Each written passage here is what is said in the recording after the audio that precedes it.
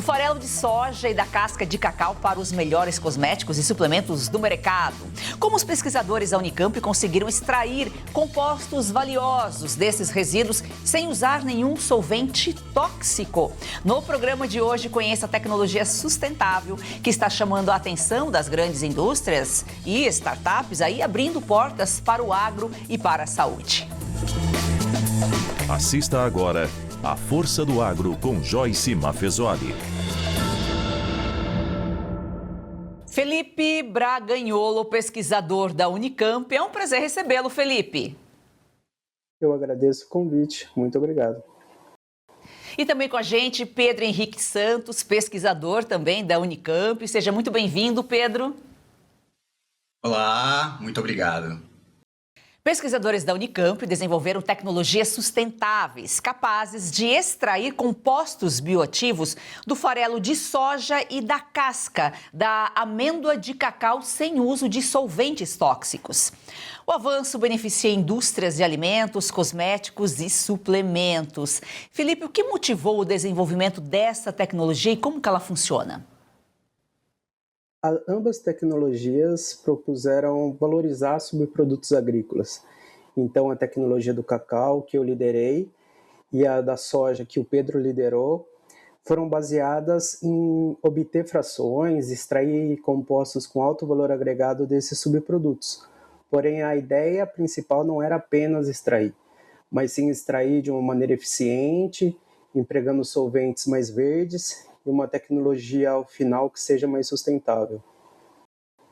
Ô Pedro, e quais as principais vantagens aí em relação aos métodos tradicionais de extração? Certo, então os principais métodos de extração, os métodos mais tradicionais, embora eles possam apresentar um bom rendimento, eles normalmente fazem utilização de solventes tóxicos, né? Então a gente falando de cadeia produtiva, de indústria de alimentos propriamente dita, né? Esses solventes tóxicos, eles demandam uma eliminação posterior, né? Então o nosso objetivo foi trabalhar com solventes ambientalmente corretos, de grau alimentício, com um mínimo de degradação do meio ambiente e que tragam sempre esse apelo verde, essa nomenclatura de solventes verdes e um processo sempre ambientalmente amigável. Ô Felipe, a gente ouve muito esse termo isoflavona. O que são e quais os benefícios aí para a saúde?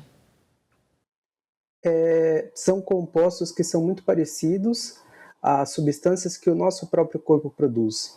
E algumas delas, por exemplo, as que o Pedro trabalhou, principalmente no trabalho da soja, remetem a algumas aplicações que beneficiam a saúde. E dentre as principais aplicações das isoflavonas, além de alta capacidade antioxidante, anti-inflamatória, existem relatos que também são empregadas para, por exemplo, combater alguns problemas, principalmente em mulheres, relacionados à menopausa. Então, ele tem diversos benefícios e podem ser empregados, por exemplo, em aplicações mais farmacêuticas, além de outros benefícios. O Felipe falou aqui em menopausa, por isso que é a indicação, a recomendação, né, do consumo de soja na menopausa. Ela é presente também no chocolate, na casca aí da amêndoa ou só na soja? Então, no caso os dois processos, eles são semelhantes em alguns pontos, porém, em outros eles são mais divergentes. Por exemplo, na questão dos produtos, nas frações que a gente extrai, o cacau tem metilxantinas, por exemplo, a cafeína, e compostos fenólicos, enquanto a soja, o Pedro focou mais nas isoflavonas. O que converge esses dois trabalhos trabalhamos com subprodutos agrícolas, eu com a casca da amêndoa do cacau e o Pedro com o farelo de soja. Em ambos os projetos, os trabalhos, focamos em aplicar solventes verdes, processos eficientes, e ambos foram também propostos em um sistema pressurizado, para aumentar a eficiência de extração. O Pedro, a tecnologia ela pode ser aplicada em escala industrial ou ela ainda está em fase inicial? Em que fase é que está a pesquisa?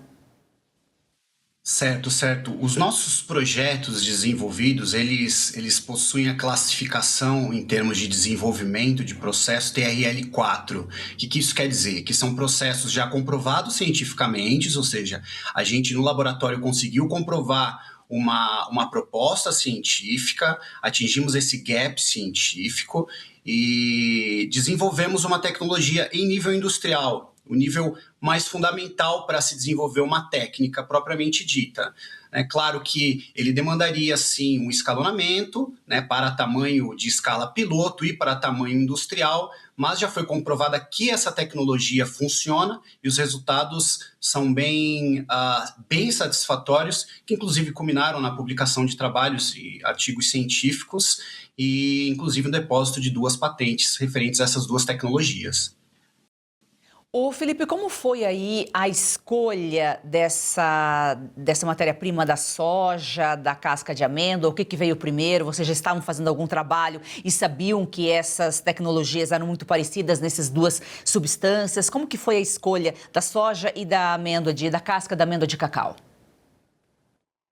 Eu e o Pedro somos pesquisadores da Unicamp e cada um desenvolve um projeto.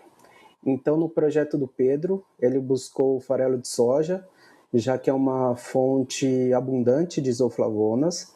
Então, a escolha do farelo de soja foi mais voltada pensando nessa questão de ser um subproduto com baixo valor agregado, porque ele é amplamente empregado como ração animal. Então, buscar novas alternativas que sejam tecnológicas e que gerem um produto de alto valor agregado, culminou nessa escolha, principalmente do projeto do Pedro.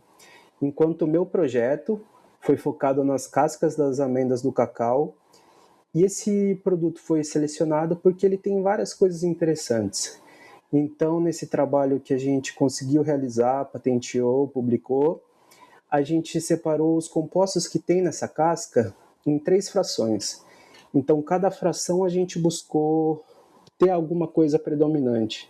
Na primeira, a gente buscou extrair os lipídios, que é a gordura que está presente na casca da amêndoa do cacau e que é muito parecida com a manteiga de cacau. Então a gente pode pensar em uma aplicação cosmética, por exemplo. A segunda fração que a gente obteve foi em metilxantinas, que são compostos que são muito relacionados a estimulante, então, por exemplo, a cafeína, a teobromina. E a última fração a gente obteve com compostos fenólicos, que são compostos antioxidantes inflamatórios e que podem ser empregados em diversos produtos. Pedro, e esses resíduos, eles costumam ser descartados e têm um potencial enorme aí de aproveitamento, né? O Felipe falou aqui em farelo. Aqueles resíduos que hoje vão para o farelo, geralmente tem esse destino aí para ração, vão ter esse novo destino a partir da pesquisa de vocês. Isso, exatamente isso.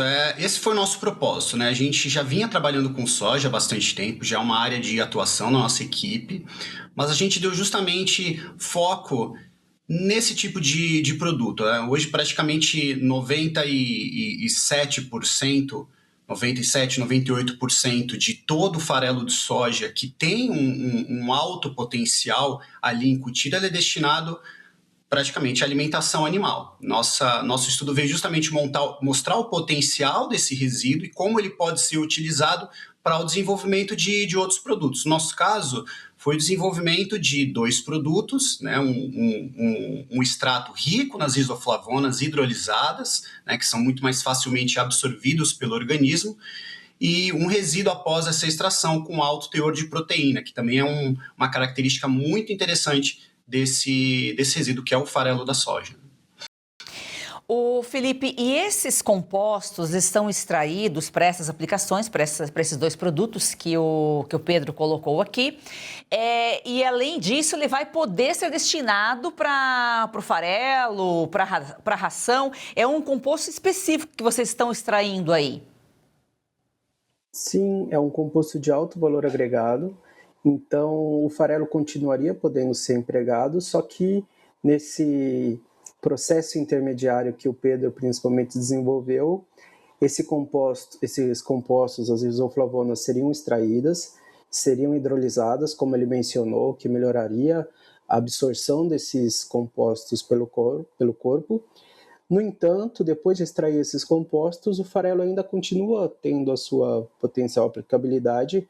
Por exemplo, ele pode ser empregado em algum suplemento alimentar, reduzindo a quantidade de isoflavonas que podem ser empregados para outro valor agregado, para outro produto de alto valor agregado. E eu acho que isso é um começo para propor novas tecnologias para agregar valor aos produtos que a gente produz no Brasil. A soja é uma das grandes commodities que a gente tem, só que a gente pode pensar em não só, por exemplo, exportar o óleo, o farelo, o grão, mas sim pensar em alternativas mais tecnológicas que envolvam a aplicação de equipamentos sofisticados e melhorar a cadeia produtiva da soja em termos de valor agregado.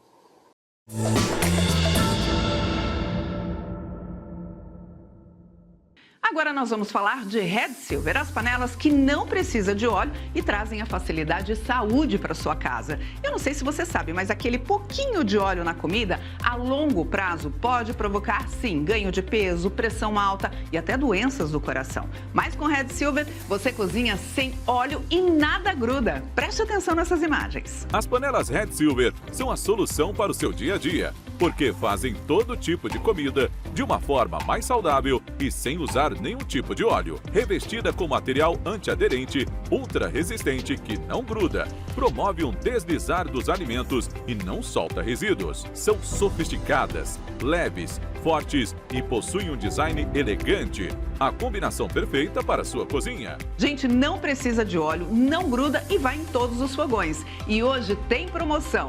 Compre agora pelo QR Code com até 64% de desconto no kit padrão, com 4 panelas mais 4 tampas, igual a esse aqui, ó. Sai por 12 parcelas de R$ 62,25 com frete grátis. E com apenas R$ 10 a mais na parcela, ou seja, 12 de R$ 72,25, você leva o kit família, que conta com assadeira e com panelão de 28 centímetros com tampa. E ganhe de presente este kit com 4 utensílios de silicone para deixar a sua cozinha mais completa. É uma oportunidade única. Ah, e detalhe, usou 30 dias, não gostou? Receba todo o seu dinheiro de volta. É satisfação garantida. Compre agora pelo QR Code ou acesse redsilver.com.br/oeste. Ou, se preferir, mande mensagem no WhatsApp 11 97661 8704. Eu vou repetir, 11 97661 8704. Compre agora e leve saúde, facilidade e praticidade para sua casa.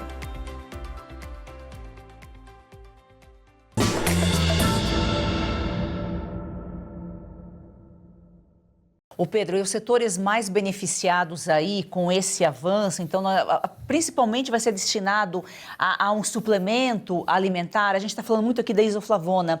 Ela seria um composto mais rico, mais potente? É como consumir quase que uma isoflavona mais pura, digamos assim? Exatamente, né? As isoflavonas, como o Felipe adiantou, elas possuem as propriedades de mimetizar. O que isso quer dizer? Que elas imitam, de certa forma, o estrogênio. Então, elas são basicamente utilizadas para a alimentação, especialmente para mulheres na fase de menopausa, né? Porque ela tem a capacidade de reduzir, ao imitar o efeito do estrogênio, ela reduz alguns sintomas desse período, como a sudorese noturna, aqueles calorões e tudo mais. Só que as isoflavonas apresentam várias outras propriedades, como propriedades antioxidantes, propriedades anticancerígenas, melhora a saúde dos ossos também. Então, claro, esse nosso produto, ele pode ser destinado primeiramente ao desenvolvimento de fármacos, mas também a cosméticos ou até aplicação em outros tipos de alimentos, né, para potencializar justamente a presença de isoflavonas.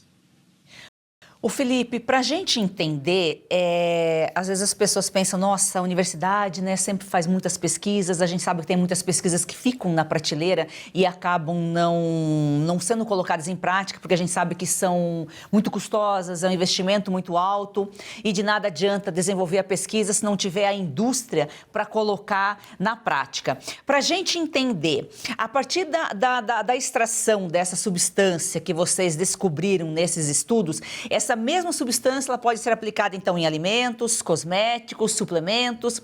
Essa patente ela pode ser, por exemplo, fornecida, vendida para mais de uma indústria? Sim, existem alguns detalhes nesse intermédio, e a grande facilidade que a gente tem dentro da Unicamp é que existe uma agência de inovação chamada Inova, que ela faz esse intermédio. Então, uma empresa interessada na tecnologia, ela pode entrar em contato com a Inova da Unicamp e fazer a consulta sobre o licenciamento da patente. Aí o licenciamento da patente pode ser feito de mais de uma maneira. Ele pode ser exclusivo, então uma empresa pode licenciar a patente que a gente produziu, e dentre outras que a Unicamp tem, e esse licenciamento pode ser exclusivo, então só uma empresa teria direito a desenvolver essa tecnologia, aplicar no seu processo industrial, ou ela pode ser uma patente que ela não é exclusiva. Então uma empresa pode adquirir essa patente como outra também. Então existe mais de um tipo de licenciamento de patente. E felizmente a universidade está aumentando essa interação pesquisa, indústria, para favorecer o desenvolvimento de novos processos, desenvolvimento de startups, gerar empregos e novos produtos. Isso que eu ia falar, pode ser aí uma oportunidade para uma startup, né? Às vezes a indústria que já está focada, já tem aí uma cartela de produtos, às vezes pode não ter interesse, mas pode ser uma oportunidade para startup, tantos jovens, né? Tantos novos empreendedores aí buscando algo novo para empreender, pode criar um suplemento a partir dessa substância de vocês aqui. E como nós já colocamos aqui, mas só para reforçar, Pedro, o farelo de soja ele vai continuar sendo aproveitável mesmo após essa extração da isoflavona, né? Ou seja, vocês descobriram uma forma de reaproveitar ainda mais as substâncias da soja. Exatamente. Nós extraímos as isoflavonas do farelo da soja, eles estão concentrados em um extrato, e o que sobra depois continua sendo farelo, tendo suas outras propriedades preservadas, dentre elas o alto teor proteico que ele foi mantido, né? É importante salientar isso, que o farelo de soja é um resíduo, mas ele tem como uma das principais características o alto teor proteico. Então esse alto teor proteico ele foi mantido no resíduo após a extração.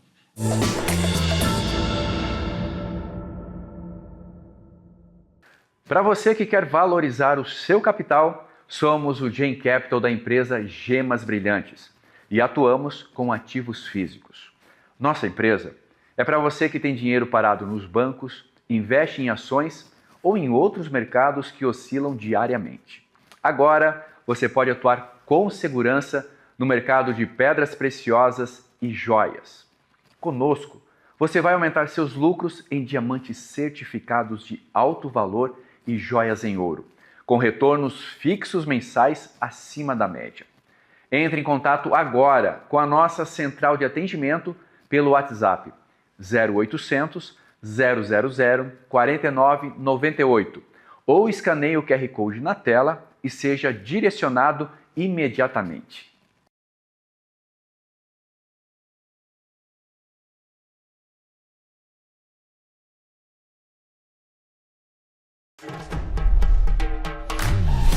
Você que acompanha a Revista Oeste sabe que aqui a gente não recua. Diz o que precisa ser dito. Para isso, é preciso ser livre. A liberdade não é concedida por governos nem autorizada por anunciantes. É garantida por lei, mas só a vigilância do povo garante que leis sejam cumpridas. E o povo, no caso da Oeste, é a multidão de assinantes.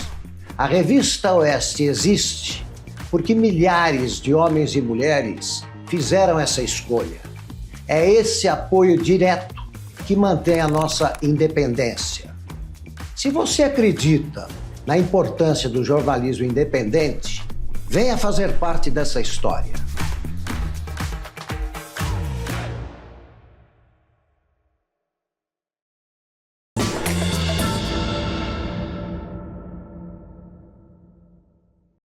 O Pedro, essa tecnologia ela pode contribuir aí para tornar a cadeia de soja ainda mais sustentável, né? E olha só, a gente está falando da soja. O Brasil é o maior produtor e exportador de soja. Cada 10 navios exportados de soja, 6 são brasileiros. A gente tem soja no creme dental, tem soja no pneu do carro. É muito mais do que um bombril a soja, né, Pedro? Com certeza, a soja é o nosso carro-chefe do agro, né? Nosso carro-chefe também, um dos nossos carros-chefes do próprio PIB brasileiro, né? E hoje o complexo soja ele corresponde a aproximadamente 1/3 de tudo que a gente produz e exporta no agro, né? Então é só uma amostra do potencial que tem a soja. Então foi justamente com base nesses números e, claro, com a nossa experiência em trabalhar com a soja que a gente visou na soja, especialmente no farelo de soja, uma oportunidade de investimento nas nossas pesquisas. E nisso surgiu a nossa tecnologia, né? É importante frisar também que não só os produtos foram inovadores, mas principalmente a tecnologia, o que acaba abrindo portas também, não só para a soja, mas para outras espécies que a gente tenha no Brasil, que tenha compostos de interesse, em que a gente possa produzir esses compostos de uma maneira muito mais sustentável e com alto rendimento também, comparável aos métodos convencionais que se tem hoje. A pesquisa está focada aqui na soja, na casca de amêndoa de cacau, Felipe, mas há outros resíduos aí que vocês já sabem aí que pode ser reaproveitado como um processo aí parecido? Sim, por exemplo, tem atualmente alguns projetos dentro do grupo que a gente está trabalhando com a casca da amêndoa do Guaraná. Então, o Guaraná é um produto muito peculiar do Brasil, é extremamente, assim, nativo, no caso que principalmente produzido em Maués, no Amazonas. Então, a gente também busca valorizar esse subproduto e o nosso grupo também apresenta diversas patentes com romã, com amêndoa, com laranja, com alecrim. Então, dentro do grupo a gente trabalha com diversas tecnologias, com a vontade de desenvolver novas tecnologias e processos e, como consequência, produtos, para que as empresas, startups possam se interessar e a gente consegue mover mais essa interação universidade e setor produtivo.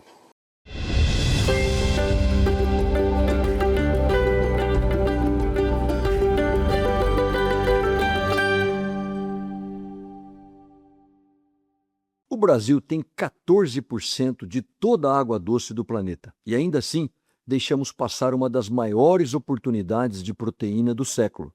Por exemplo, a região de Rio Preto, a chamada região dos Grandes Lagos, banhado pelas represas de Ilha Solteira, Jupiá e Três Irmãos, nós temos um espelho d'água gigantesco represado há décadas para gerar energia. E lá nós temos água, clima, grãos para ração, produtores e mercado consumidor. E sabe o que fazemos com esse potencial? Quase nada. Em vez de simplificar licenças, estimular a produção e abrir mercados, o governo cria novas regras, aumenta custos, como os impostos, e traz insegurança para quem investe. Porque, como você vai ver agora, o próprio governo trata esse potencial não como solução, mas como um problema. O Brasil é um país abençoado? Sim, é muito abençoado. Quem cria os nossos problemas é o governo. Eu já comentei aqui, por exemplo, a tentativa do Ministério do Meio Ambiente incluir a tilápia como uma espécie invasora. E eles fizeram isso, mas agora alegam que isso não vai prejudicar a produção e nem a comercialização de tilápia. Agora, você tem ideia o quão difícil vai ser conseguir um licenciamento ambiental quando você tiver essa espécie considerada como invasora? E a ironia com toda essa insegurança criada pelo Ministério do Meio Ambiente é que o Vietnã começa a exportar tilápias para o Brasil. E a tilápia ela é originária da África, mas no Vietnã ela não está sendo considerada uma espécie invasora como passa a ser considerada agora no Brasil. Lá o que eles querem é produzir cada vez mais. Então isso tem dificultado aquele setor que é o mais eficiente da piscicultura brasileira, que é a tilápia. Nós somos tão eficientes. Eu estou, por exemplo, aqui nos Estados Unidos. Isso aqui é uma gôndola de um supermercado de produtos frescos. Sabe o que eu encontrei aqui? E eu não estou numa cidade litorânea nos Estados Unidos, eu estou no meio oeste americano, estou no estado de Illinois, e olha só o que eu considerei aqui, ó, uma tilápia brasileira, e aqui está dizendo, ó, ela é fresca. Olha que coisa interessante. Essa tilápia, ela foi capturada ontem no Brasil, ela viajou à noite num avião para cá, para os Estados Unidos, e hoje ela está aqui nesse supermercado no meio oeste americano, sendo oferecida ao produtor brasileiro. Isso pagando uma tarifa de 50%. Hoje o Brasil paga a mais alta tarifa para entrar aqui no mercado norte-americano pela falta da diplomacia e da negociação do governo brasileiro. Então isso aqui, mesmo pagando 50%, nós somos competitivos para colocar uma tilápia na gôndola do supermercado brasileiro. Agora, sabe o que é o pior disso tudo? Eu acabei de comprar essa tilápia e eu paguei, como você pode ver aí pela nota, 1% de imposto.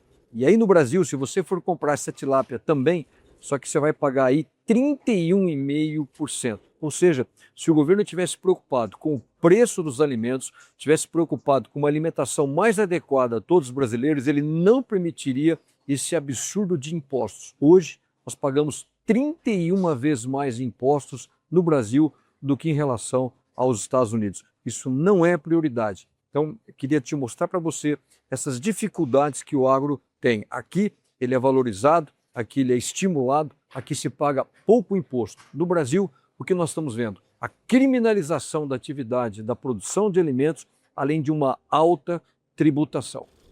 Hoje o Agro Trabalho e Fé vai falar sobre o judiciário e o ativismo desse poder no Brasil, mas vai contar um pouco sobre a vida de um juiz no Quênia, lá na África. Vamos aprender um pouco com esse ministro da Suprema Corte do Quênia. O juiz não deve favorecer ninguém. Se ele declarar inocente um homem que é culpado, será amaldiçoado e odiado por todos. É isto que diz o livro de Provérbios na Bíblia, capítulo 24, os versículos 23 a 24. Em uma das suas cartas, Thomas Jefferson, ele já advertia: você parece considerar os juízes como os principais árbitros de todas as questões constitucionais, uma doutrina perigosa e uma que nos colocaria sobre o despotismo de uma oligarquia. Como passamos aqui no Brasil ao largo desta advertência, o resultado é que o século XXI é o século do poder judiciário aqui no Brasil. Estamos tendo uma judicialização da política, dos valores e do setor produtivo. No entanto, não se governa um país com o judiciário. É preciso ficar claro que os juízes, eles não são representantes do povo, mas eles são representantes da lei criada em nome e em benefício do povo. Com tudo isto, o nosso STF hoje é uma entidade de poder supremo de atuação paraestatal. Nesta toada, esta judicialização e ativismo estão formando uma combinação explosiva. Deste modo, foi uma agradável surpresa para mim conhecer David Maraga, o presidente da Suprema Corte do Quênia. O ministro Maraga não se intimida em dizer que sou uma pessoa temente a Deus, que acredita e se esforça para fazer justiça a todos, independentemente de seu status na sociedade. A sua fala é simples e compreensível para todos, algo como o juiz deve expressar a intenção da lei e não a sua vontade. Decisões morais devem ser do povo e do legislativo. Quando o magistrado ignora a vontade e a decisão dos legisladores, o que estão promovendo é uma criminalização da política e relativizando o voto popular. A liberdade do intérprete não é absoluta. Juízes não são livres para atribuir qualquer significado que desejem às leis. Quanto mais se distanciam dos textos legais, mais abusos eles podem cometer. Pode ter certeza disso. Um ministro do STF hoje impacta você, seus negócios e a sua família de maneira assombrosa.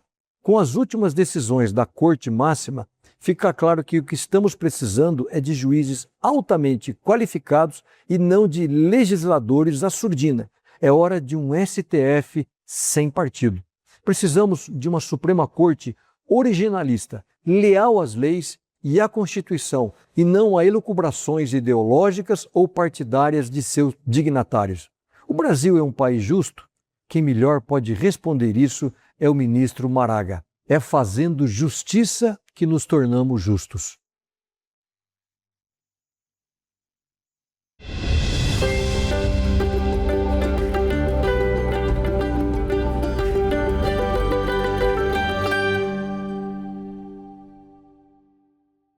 Pedro, muito obrigada aqui pela sua participação, foi um prazer recebê-lo. Muito obrigado, foi um prazer conversar com vocês e poder divulgar um pouco do nosso trabalho e um pouco da ciência também.